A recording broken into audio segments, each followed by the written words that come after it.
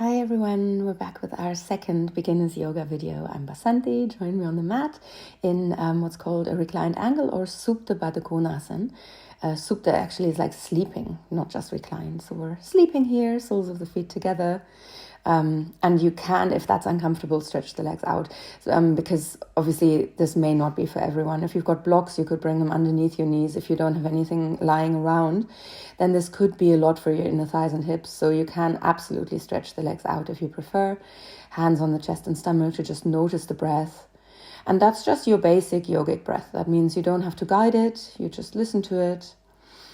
And then slowly raise the knees and bring the feet onto the ground. And then hug the knees in towards you. So you'll feel the lower back on the ground. That's always quite nice because obviously there's that natural curve in the spine. And when we're lying like that, even when the legs are stretched out, we don't have that connection with the ground. So now you'll hopefully get a nice little stretch into the lower back. And we lie here and we breathe both into the front of the upper body and into the back, where a lot of our lung capacity lies as well.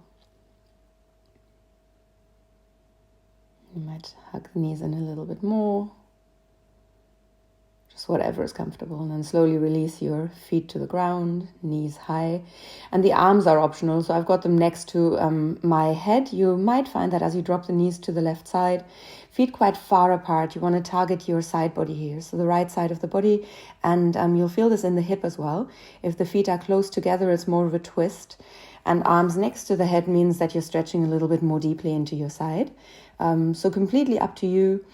And that left foot could rest on the right knee, but that might just make it a little bit uncomfortable. So be comfortable. That is rule number one. Don't do anything that would be uncomfortable to you. And only you can feel what's going on in the body. Raise the knees and drop them to the other side. Again, making sure that your feet are far apart and that right foot could rest on the left knee if you wanted it to, but doesn't have to. So a little bit of a stretch into the left side of the body. And just feel the breath in your left side. And head comfortable, really. You could drop the head to the left side. You could have the back of the head on the ground. And always take what someone else is doing. So in this case, it's me. no other people in shot. Always take that with a pinch of salt. You've got a different body. You feel things differently. So adjust in any way you like. Come back and stretch your left leg out. Guide your right knee over to the left side. Now we're going into that twist. And that should feel nice, should give you the feeling that you can still breathe freely. Sometimes when we're twisting too deep, or when we're in any other way too deep in a posture, we'll realize that the breath changes a little bit. And we want to just make sure that it's super comfortable. And we might feel the breath a little bit more in the right side of the body here. We slowly change sides, give yourself a little bit of time to stretch that right leg out and guide the left knee over to the right side. And it's nice to turn the head the other way, but nice is one of those things. It means a lot of different things for different people. I find it nice to have that little stretch into the neck. You might decide that your neck is quite stiff, that it's maybe nicer to just keep the back of the head on the ground. So adjust that. Just try to keep that left shoulder heavy so that you've got that counterweight so that you actually feel that twist. And then slowly roll onto the back from here and hug the knees in towards you. Again, that lovely release into the lumbar spine. It gets a bit of a stretch here. And then we move our toes gently. And we move into the ankles. So just being very aware. Yoga is all about awareness. And then move your knees out and down, in, up, out. Just drawing circles where the knees go apart. And I'm using my hands to guide these circles, but you don't have to. Toes can stay together. And then we change sides. Or not change sides, I should say change directions. In, out, up, back in. You get the idea. Cool. And then we stretch a little bit more. Fingers, toes, wrists, ankles. And stretch the legs all the way up if you can. I'm just demonstrating a little bit of a stretch. And if you've got tight hamstrings, if you spend a lot of time sitting at a desk, chances are you won't be able to straighten them all the way. That's all fine. You just go somewhere that feels good for you. and stretch it out in a way that makes sense to your body. It doesn't have to look a certain way. And then we flex and point the toes and the hands. And that obviously will make this stretch into the hamstrings a little bit deeper. Every time you're flexing, you're obviously stretching them more. Good. Back down, hands down, feet down, knees high. We'll come into some pelvic tilts. So I want you to push your hips gently up. Doesn't have to be far. And drop down. If you do Pilates and you're just used to that and not yoga, this is more of a Pilates bridge. So we don't go super high. We're not focusing on a really deep arch into the back. And work with your breath here. Be aware of the breath. You may guide it if you want to. Just breathing in as you prepare, maybe arching the back a little bit. So I'm raising the arms so you can see a little bit more. There's that arch in the back, some space underneath my back. And then you push up on an exhale. And again, you drop down, inhaling into that arch. Exhaling as you press the lower back into the ground and push the hips up. Inhaling as you drop and arch. And exhaling as you push back up. So that's that movement. And you should adjust your movement according to the breath. So if your breath is a little bit faster or it's a little bit slower, that's going to make that movement faster or slower. And if you feel like arching and holding here, that's sometimes nice as well.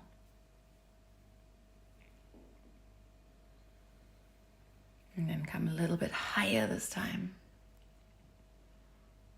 Just a little bit. So you'll feel your quads engaged here. You could squeeze your glutes. You could raise the arms. You can bring the hands next to you here, reaching for the heels with your fingertips. And then slowly drop again. And one more time, hug the knees in towards you. And for a deeper release, you could bring the forearms or hands underneath the knees. But in general, main rule, be comfortable, adapt in any way you want. I may have said in my last video, there is as many yogas as there are people in the world. So just make sure what you do works for you, because I can't even see you, which would be handy. And then we come up to seated and we sit on the heels. Again, that's one that's not comfortable for everyone. So do feel free to change this posture into anything else. You could cross the legs, you could stretch the legs out to the front. Just make sure that where you're sitting gives you that chance to straighten the spine so that you can really breathe. And then just gently start rolling into your shoulders, forwards up to the back and down, not with any resistance, just softness here in the shoulders. And then drop your shoulders down into the back and start moving your head from side to side. Left ear to left shoulder, right ear to right shoulder. Nice and slowly. But again, without force. And slow enough. Maybe holding a little bit on one side and then holding that stretch on the left side. And your ear doesn't have to be close to the shoulder. You don't want to find a connection. So as you're there, try not to raise your shoulders up. Keep them dropped, keep them heavy. And the hands can do whatever they want. Can be in your lap, can be dropped like mine are. And then bring your chin towards the shoulder. Slowly bring the chin down towards the collarbone. Hold there for a moment longer. And then chin to chest. Just let yourself get heavy here and maybe shrug the shoulders a little bit if that feels comfortable. And with all of these, I always say the things that I do is give pointers. They're suggestions. If they don't work for you, you can adapt or you can just leave out some things. Now other side, just dropping the right ear to the right shoulder. And again, hands on the knees, on the thighs, in your lap or drop down, whatever works best for you in that posture. Like what gives you the feeling of heaviness in the shoulders, what gives you that feeling of relaxation, because every part of the body is part of that release and that relaxation that we want in the side of the neck. And now chin towards the shoulder and just leave it there. Breathe. And when I say breathe, it's actually more of a reminder to be aware of the breath. We hardly ever need to guide the breath. Sometimes it's, if we're doing pranayama, breathing exercises, then obviously we are working with the breath. Now drop the chin to the chest, reach the arms to the front. Imagine as if there was something in front of you, like maybe you want to climb up a ladder. Well, forget about where up and down is. Grab hold of your left wrist and pull it to the right side. Hold there for a little bit. And then grab hold of your right wrist and pull it to the left side, all the while rounding the back, dropping the head. And then we slowly roll up through the spine, arms go up, we look up to the ceiling. We could even drop the head to the back. And then here we do the same thing. We pull at that left wrist and pull it over to the right. Depending on how you're sitting here, you want to make sure the hip stays heavy. Pull at your right wrist over to the left side. Keep your right hip heavy. And then come back. And we come onto all fours. And if you've been sitting on your heels for a while and you're new to this, then congratulations, it's not the easiest thing. And we start arching and rounding into the back. We're almost at the end of our 10 minutes. The full video is 20 minutes or over 20 minutes long. And you can find that on my subscription platforms. You can sign up to more classes, find the full class on there and more classes as well. Hands to the front, drop your elbows, drop your forearms and drop your head. Just forehead to the ground and let the shoulders and chest get heavy. Sometimes it's nice to bring the hands onto the shoulders. Again, nice is one of those things, different for everyone. But just let yourself feel that in the mid-back and your thoracic spine.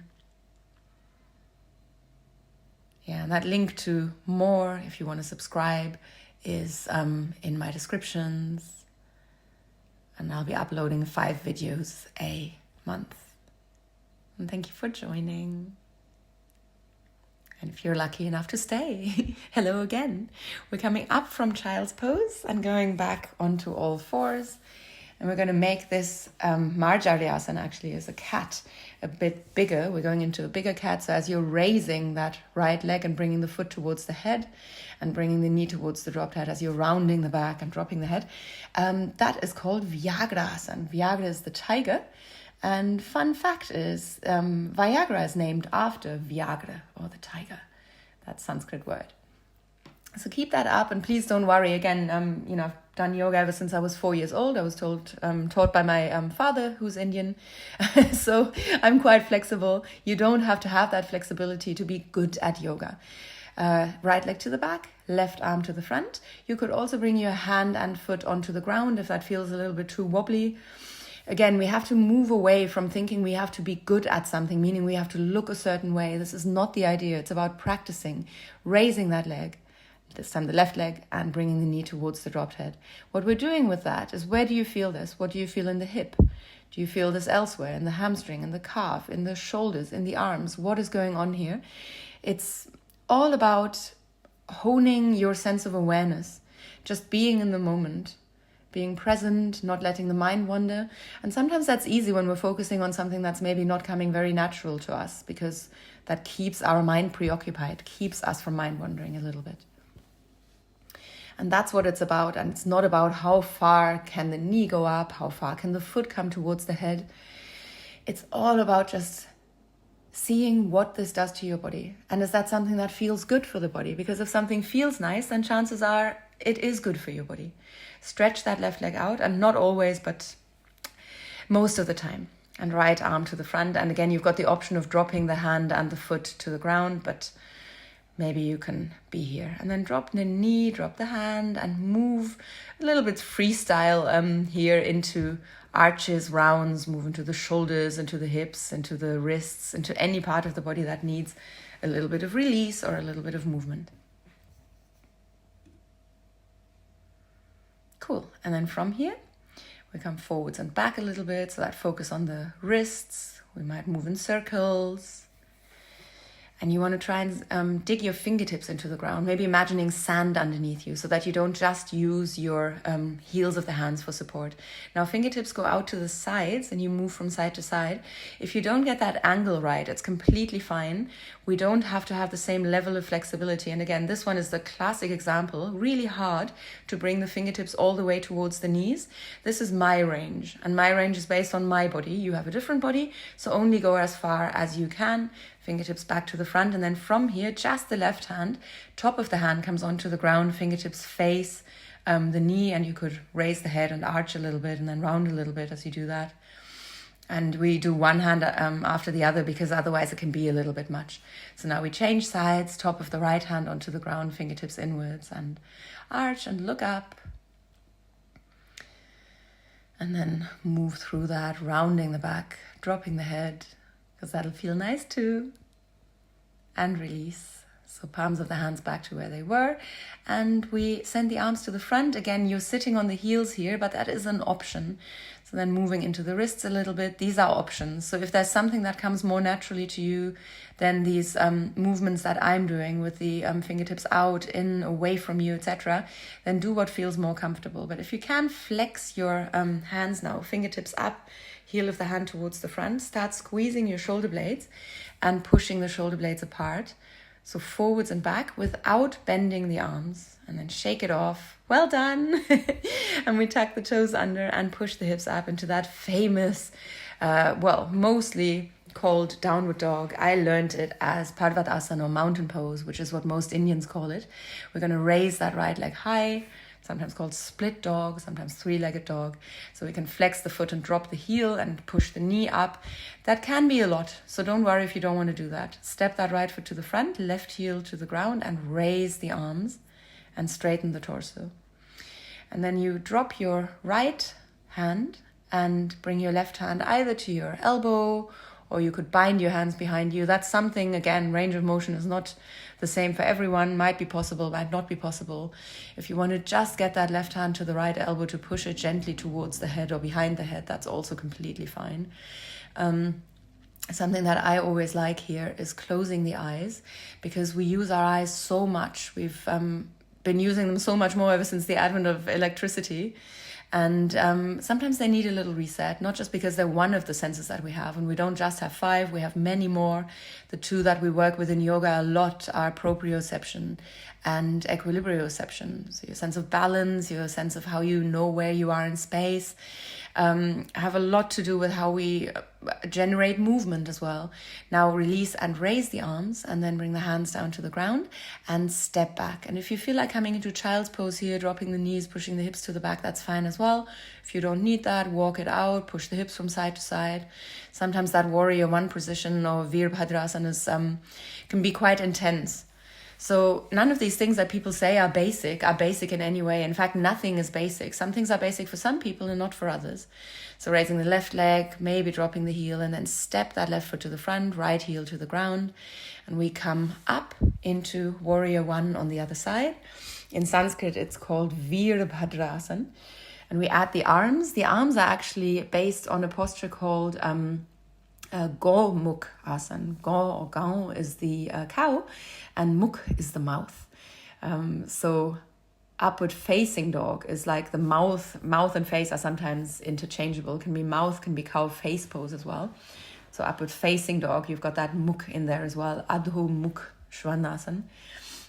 So again, we stay here, and this pose is based on a very angry Shiva, the god of gods, and he was basically, a really silly story, really. That doesn't get silly. The more you think about it, the less silly it becomes.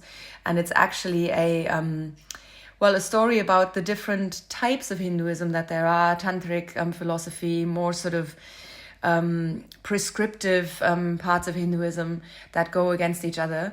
But there was this conflict between Shiva and his father-in-law, essentially.